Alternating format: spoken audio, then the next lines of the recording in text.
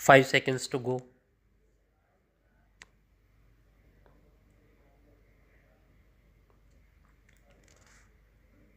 Start.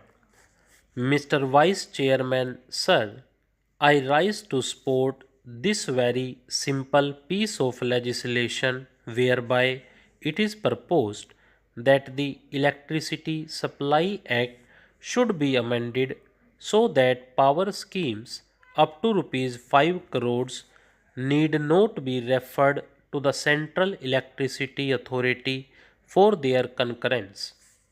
As my friend was just saying, although he did not agree with it, in view of the escalation of the cost of inputs since 1948, it was really very necessary, rather essential, that this limit should have been increased, and since this limit is being increased from 1 to rupees 5 crores, I support this bill. My friend was saying that since 1948, price escalation has been more than 100 times. That is not so. It has not been 100 times, maybe more than 500 times.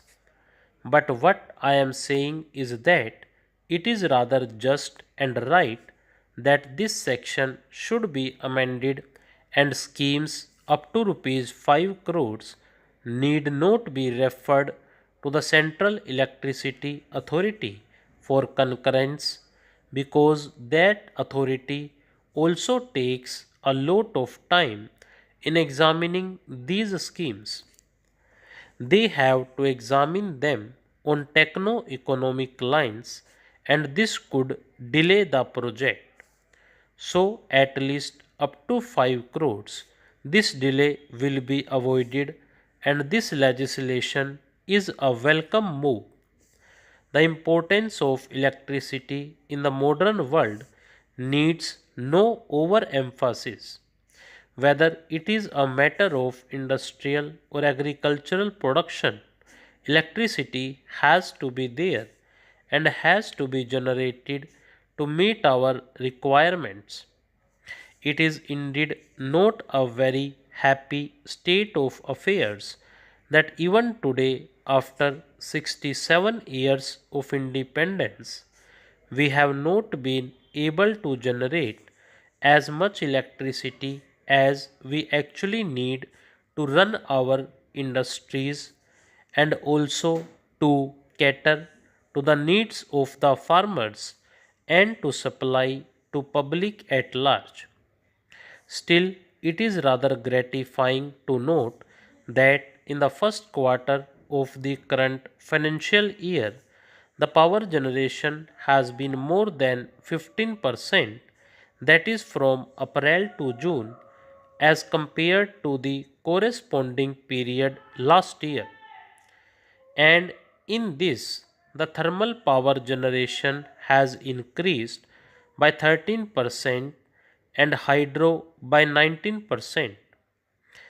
During the 10th plan period, the target for electricity generation was 19,000 megawatt and we have been able to achieve only 14,000 megawatt.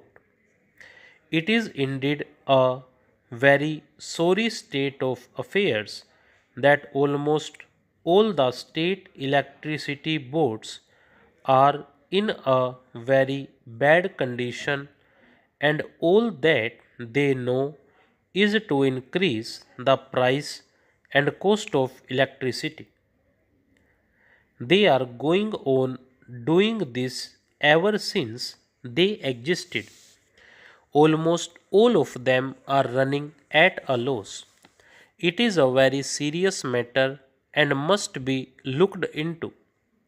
As I said at the very beginning, if we cannot generate electricity, we cannot ensure industrial development as much as we want it to be.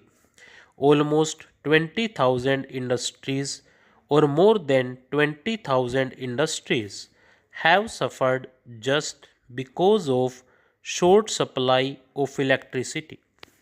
Very important industries like coal, steel, cement, fertilizers have all suffered in the past, and they are still suffering to the extent that we are not able to provide electricity to them.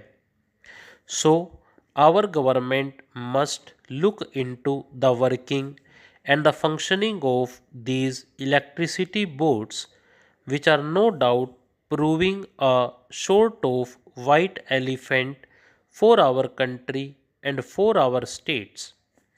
As regards the ills of these state electricity boards, their sickness is due mainly to four major causes. Number one is non utilization of capacity. None of these boards, which are running at loss, is able to generate electricity to the installed capacity. Capacity utilization is much less, and this utilization should also be increased. Number two is delay in the implementation of projects.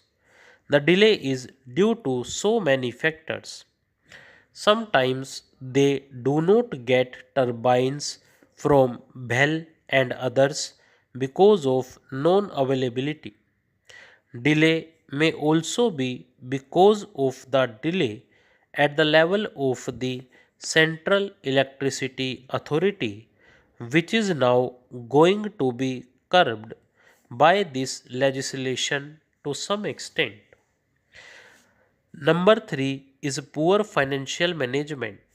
Really, their financial management is very bad and it must be looked into seriously. The fourth reason is that on public institutions there are heavy arrears. This is the case with all these state electricity boards.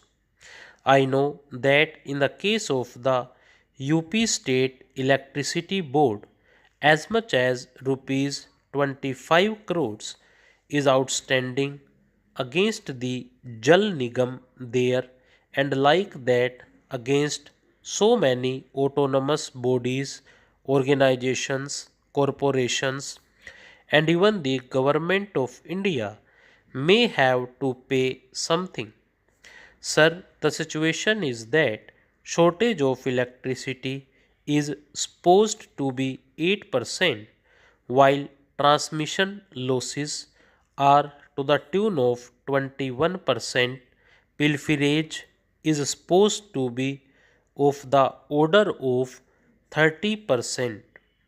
Our friend was talking about Haryana earlier. In Haryana alone, 20 lakh units are being pilfered in this field. Stop.